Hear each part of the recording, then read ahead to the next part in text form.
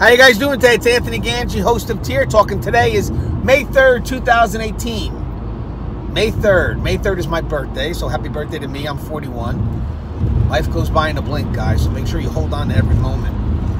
And today is also the event that we're having at Mercer County Community College. Now, the event is about wellness, mental health, and safety for our correctional officers, and it's brought to us by the New Jersey chapter of the American Correctional Association. So thank you guys for organizing such a great event. I'm actually on the executive board for that association, so I really believe in what they do, and these are some of the events that they put together. Now, this event is broken up into three parts. The first part is going to talk about how we respond to officers who've gone through a critical incident, and we're going to talk about peer-to-peer support and just how do we debrief these officers. You know, how do we help them process what they just went through? And guys, you know that we're having issues, right? We have riots, the death of our brothers and sisters who are being murdered in our correctional facilities. So how do we help people process through that? Because remember, corrections, we have to go right back into that environment again. And what can we do to help them make it through, if you will, be effective at their job? The next part is going to be about stress and burnout. And again, another area that we have to touch. Nationally, we are understaffed. Numbers are just not there. So what can we do to handle the stress that comes with the job, but also that possible burnout? You know, and I could just imagine officers right now that have to work 4 16-hour shifts. I mean, just being mandated because there's not enough staff for that facility. So these officers are getting mandated 3-4 days in a row. Not volunteering, they're getting mandated. You know, so how do we help them through this? One of the things, obviously, is incentives, though. We got to have the incentives to keep and invite. You know, we need to keep qualified people on the job, and we need to invite qualified people. But I think that, again, this is another topic that we definitely have to discuss, stress and burnout. Because, guys, they say the average correctional officer, the statistic is anywhere between 56 to 58 years old. And that gets me concerned. You know, are we living our life the way it should be? Are we living as healthy as we can? And the last part of this conference is going to be another topic that we need, and it relates to addictions. You know, one of my sponsors is called Transformations. I have videos. Check out the videos because I posted some videos on Transformations. I went to their site, interviewed their qualified staff, and they have a program there that relates directly to first responders. It's a drug treatment program, and it's a great program because the people that run it, the counselors, they're first responders. So they know our needs. They know how to specifically address our concerns. And they're going to be here today talking about addiction, talking about kind of like the demons that we may have inside that we keep hidden, and that it's okay to tell someone because there are places that can help us. And we want that help. Trust me.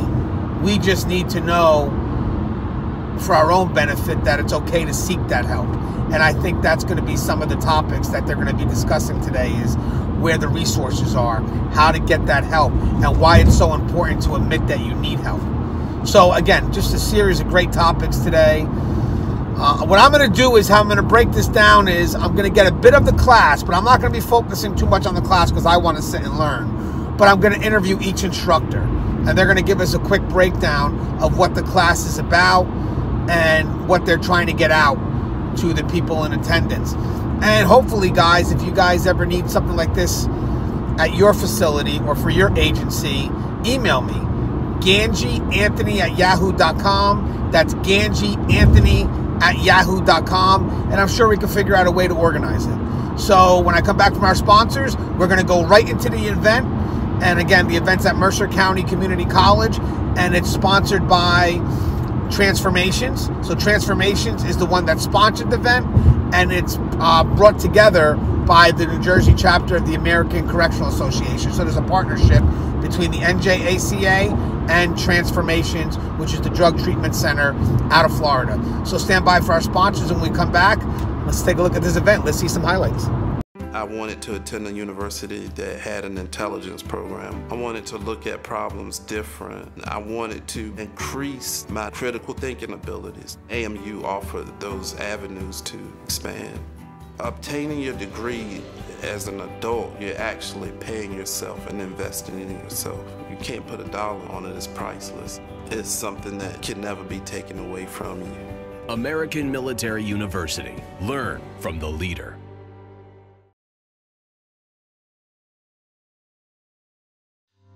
Being a corrections officer takes its toll on even the strongest individuals.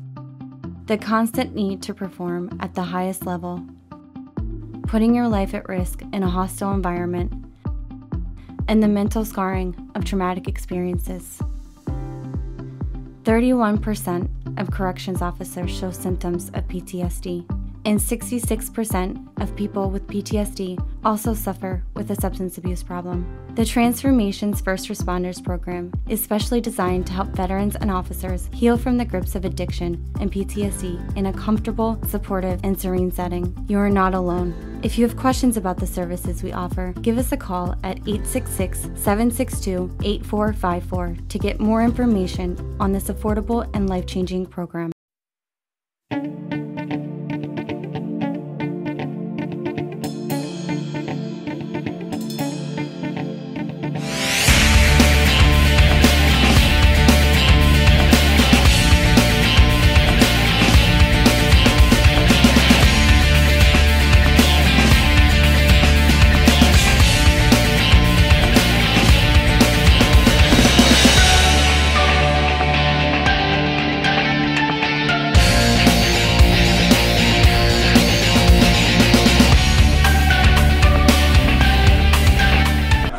Tell you how timely a presentation this is with everything that's going on with law enforcement, corrections officers. This type of discussion and what we're going to speak about today is long overdue. I also want to take a minute to thank the organizer and the sponsor and the speakers to pick up a topic that is so very critical, that many of you who are first responders, who are the counselors, who are the advisors, who are the one that everybody else rely on, but who are taking care of you. And you cannot take care of anybody else if you are not well.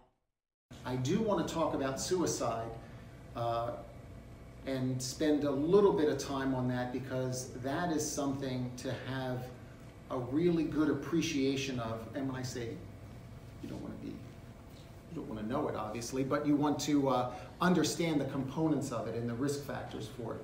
And there are essentially 4 risk factors that I want to cover, that when I say them to you, you're going to see, I think, a pattern why suicide in law enforcement isn't unexpected. And we'll get to that. I'm back with Dennis Sandrock, Dr. Dennis Sandrock from CFG Health Systems. First off, thank you for taking the time out to interview. Your class was amazing, and what I like about your class is you're talking about how we need to respond to officers who have been through some form of trauma or some form of critical incident.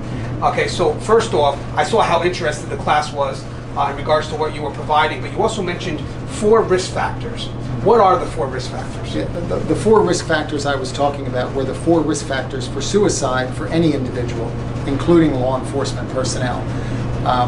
The 4 risk factors I was discussing were identified by Dr. Thomas Joyner, who lays them out as kind of preconditions for what would be in place for an individual to contemplate ending their life.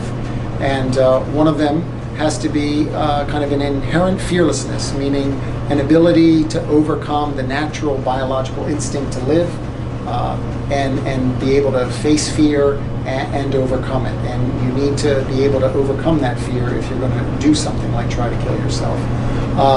There's perceiving that you're a burden to your family or your loved ones or your work. And this perceived burdensomeness, as he calls it, is a sense that you have become such a burden that actually the world or your family or your work would be better off if you weren't in it anymore. So it becomes more of a psychological factor about why you might want to end your life. The next one is not feeling like you belong. He calls it thwarted belongingness. But basically it means that your family, your coworkers, your friends, your relatives, you're isolated, and that you don't have any social supports or resources around, so you're really alone. And then finally, he mentions as a risk factor that people who commit suicide typically have a substance abuse problem, and also at the time that they actually commit suicide are actually straight when they do it. So he sees those four things that I mentioned as kind of the final causal pathway to someone actually ending their life. Right, now it's great because when you actually were doing your class, you got a little activity from the class when you mentioned certain reasons why people may not want to seek help, especially people in the law enforcement profession like police and corrections. What are some of the reasons that they wouldn't want to seek help? Well, some are obvious and some are less obvious. The obvious ones are they don't want their seeking help somehow jeopardize their position. And you can talk to some law enforcement staff who will say, you know, or believe that if I look for help or I admit that I have a problem, that somehow that's going to jeopardize my career or get me in trouble with work. And they don't want that. The other problem is, personally, those people might not want to admit that they have a problem themselves, because it would mean that they would have to do something about it. So personally, you can be slow to admit it because you don't want to deal with it. And from an organizational standpoint, and I think if you speak to most officers, there is a concern that somehow by admitting a problem or admitting that you need help somehow detracts from your reputation in the force, and may also, or what the fear is that somehow there'll be repercussions in your job. Well, do you think peer-to-peer support is helping to eliminate some of those barriers? I mean, building that trust? Well, it's building the trust, and it's also giving the chance for a person to talk without worrying about something bad happening at work because of that. So that right there is a great start. And we were talking about peer-to-peer support. Actually, when they get to the facility and they go to address, let's say, a critical incident, they walk around. They don't wait for people to come to them. They're actually walking around. And Bob Riccatello, the president of the NJACA, mentioned actually service that should be provided yearly for our officers. So we kind of address them generally, and no one's being pulled out specifically. Do you recommend that? Well, I see the merit in that idea, because one of the problems, as I just mentioned, is that officers don't want to feel somehow that they've singled themselves out or identified themselves out as having a problem by requesting help or seeking help. And a way around that is to basically have, just like you get physical checkups every year from the doctor, you get a mental health checkup, everybody has to get it. And so there's no, everybody's doing it, and there's no obstacle to go into that mental health checkup and say what it is that you're going to say, because everybody else is doing the same thing. So it does take the stigma away from things, because if you make it something that every officer has to do, then a single officer isn't put in the position of making a decision. Do I have to step up and stand out and say that I have a problem? And I also, as I said, I found your class very informative. At the end, you're telling people it's okay to seek help, and that's the end game here. You know, we have people out there that choose not to seek help, and usually they're related to what they believe is true, and it turns out to be totally false. So it's good to get them the right information. So Dr. Dennis Sandrock from CFG Health Systems, great class, and hopefully we get to work together again. By the way, we are actually on the executive board for New Jersey ACA together, so we are preparing for more classes like this to address frontline concerns. So again, thank you. I know you're busy. Thank you. Class is a part of adult life, and in some ways it's a very good part of adult life, because it motivates us to do really important, helpful, sometimes. Hi guys, I'm back with Dr. Joel Friedman from CFG Health Systems. Hello. Thanks again. Another tremendous course. Now this course, guys, is something we definitely need. It's the course that tells you how to balance work with home. And I know people, they believe false things about this as well. A lot of people believe that we're not supposed to share our work life at home. And I believe that that's an issue too, because how we process things, how we you know, share things with our loved ones. Those are the ones that we're most vulnerable to. So if we feel vulnerable, we're being told not to share that vulnerability with the people that we love as well. Would you agree with that? I agree. What makes people vulnerable is the fear of the unknown. So if your important people in your life don't know what's going on in your work life, that's an unknown. Then they don't know how to approach you, what they can talk about, what they can't talk about. You don't have to give the details of your work. You give more about how it impacts you. What's good at work, what's difficult at work, what makes you feel stressed, what makes you feel that you're accomplishing something at work, so they understand your world. This way you're not the unknown that becomes fearful to people. Right, and there's a good chance that if you guys don't share nothing, eventually you guys are going to wind up growing apart, and then there's no way for you to help each other because the person that you should have went to for help doesn't know you anymore. Right, you feel misunderstood, they feel isolated or neglected or excluded from a big part of your world, and they look to find connections elsewhere. Now, I noticed in your class you were talking about stress. How does the topic we just mentioned relate to stress? Well, the more people feel misunderstood or that no one can understand their particular part of the world, their stress level rises because they think they'll do things or say things that people won't acknowledge or appreciate, and that increases your stress. Also, just the day-to-day work life can be stressful because a lot has to be done, and sometimes you have people asking for different things that seem to be competing. Your spouse wants you home by a certain time, but your job requires you to be doing something else.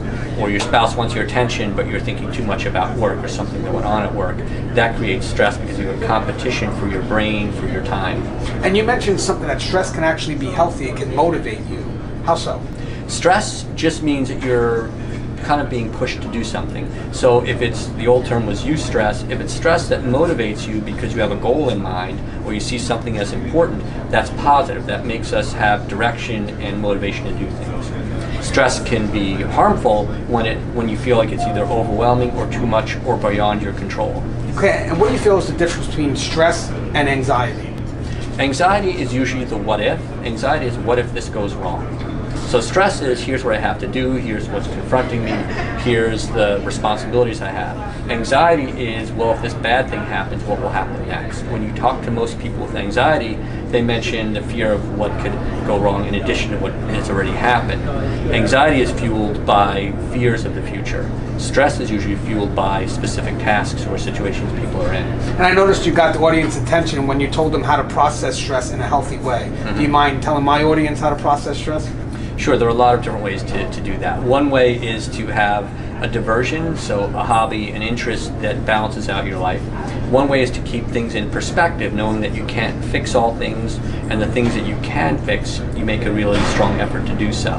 Another way to handle stress is by communicating about it. Making sure also you live a healthy lifestyle. Sleep is important. Minimizing things like alcohol and caffeine can be very important. Exercise is a tremendous stress reliever because exercise allows our brain to produce more of the chemicals that tell us that we're healthy. Cortisol gets dumped into our system when we are feeling stress. Exercise releases other chemicals that help us feel more confident, more comfortable. If you had to tell my audience why today we decided to focus on law enforcement, police, and corrections, what would you tell them? Because it's one of the most highly stressful jobs in the community, and there's increasing scrutiny over how those jobs are being done. So I think people feel both the responsibility to do things the right way and the fear of what happens if there is a bad outcome. Well, I thought your class was great, definitely needed. So guys, this is Dr. Joel Freeman from CFG Health Systems, and hopefully we get to work together again. That would be great.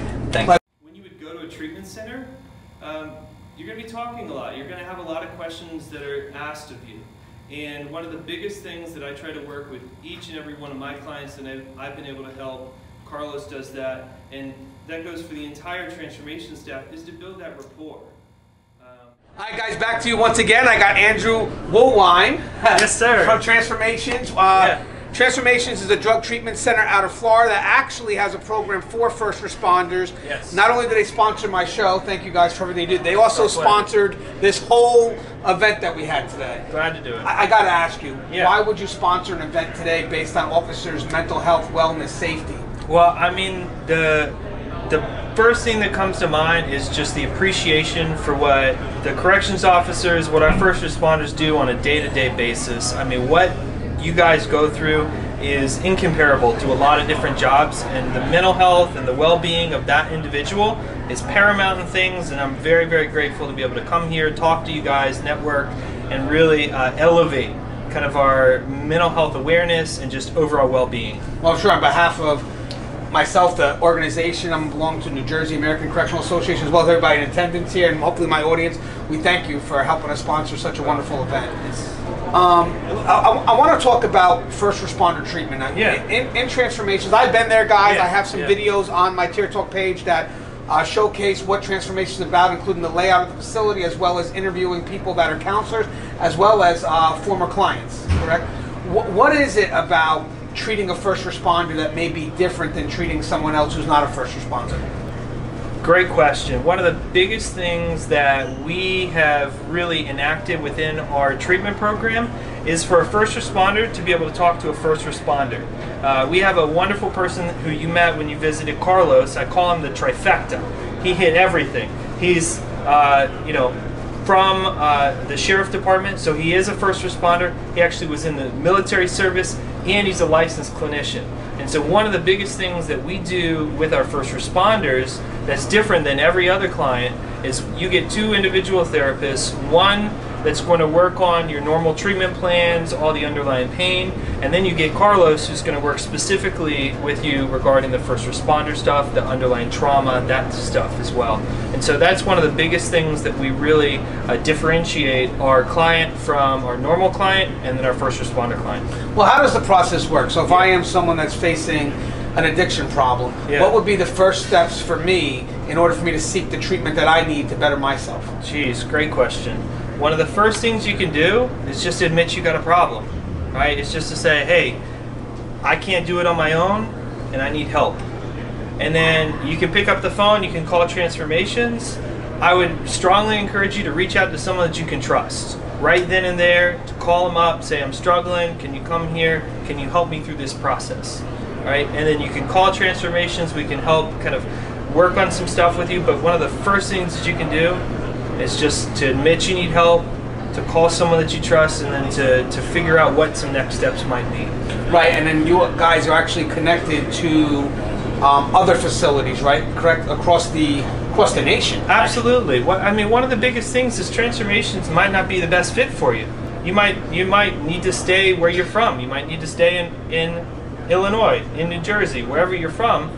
And so we want to make sure that we have collaborative partners. It's not a Transformations company, but we can absolutely make a recommendation if you have, no insurance, a lot of good insurance. We want to make sure that you get that help. And so we encourage everyone to call in, and we have a specific person that helps place people into treatment. All right, guys, I actually think what Transformations is doing is phenomenal. I've been out there, I checked out the layout.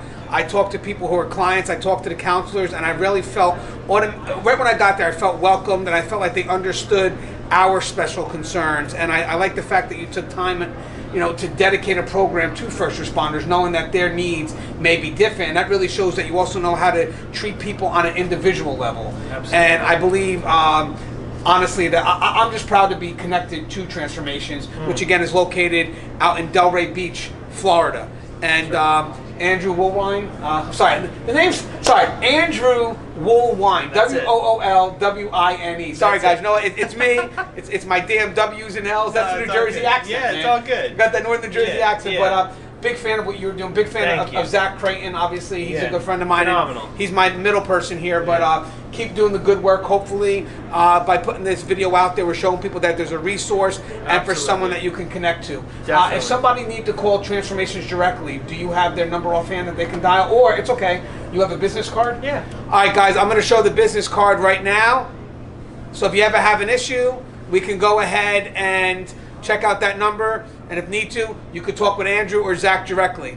All right, thanks, Andrew. I appreciate it, brother. Thank you, sir. Man. Guys, I'm back with the president of the New Jersey American Correctional Association, Bob Riccardello. Thanks, man. Another great event. Yep, as always. Yeah, I mean, it's really good to see that we're taking what the frontline is concerned about, what's trending, and really providing conferences that really relate to the issues that are relevant today. And one of the discussions we're having lately is, officers' health, well-being, their safety. So how relevant do you think that topic is now, and why was this a focus of today's conference?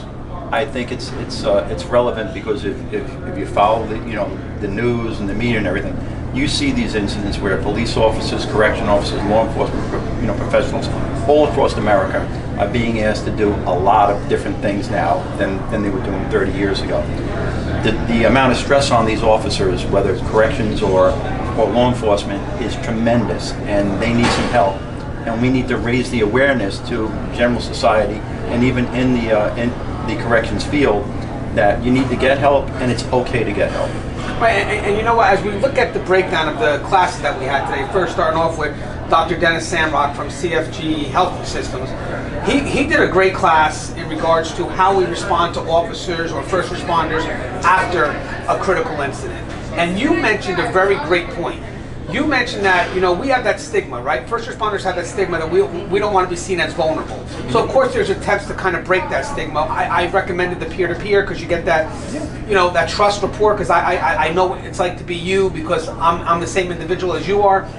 But you also mentioned about mandatory, now this is from the department now, seeing their frontline employees or their first responders at least once a year just to have that evaluation. Why is that so important? 1, 2, 3, or 4 times a year. Because first of all, by having everybody go, it breaks the stigma. And secondly, people who could use some help have it readily available to them from a trained professional who can just help them point out the things that maybe if you get them now, don't lead to a critical incident later on. Because again, we are asking a lot of our corrections officers, our law enforcement officers. They are under more stress today than they've ever been under, and somebody needs to do something for them. Yeah, so outside of as needed, if someone requested it, we're looking at probably like at least minimal yearly evaluations, just in case it could help encourage a little dialogue that may be needed that otherwise would never happen because that person wouldn't come out and say they needed dialogue. And breaking the stigma, like in law enforcement and in corrections, that you don't speak to anybody, you don't get any help, it's not a problem, just suck it up and be tough. Well, that doesn't work. It's not working now. I agree 100%. And as we move to the second course, Dr. Joel Freeman from CFG Health Systems, he brought in about stress and burnout, but the topic really was the balance between home and work.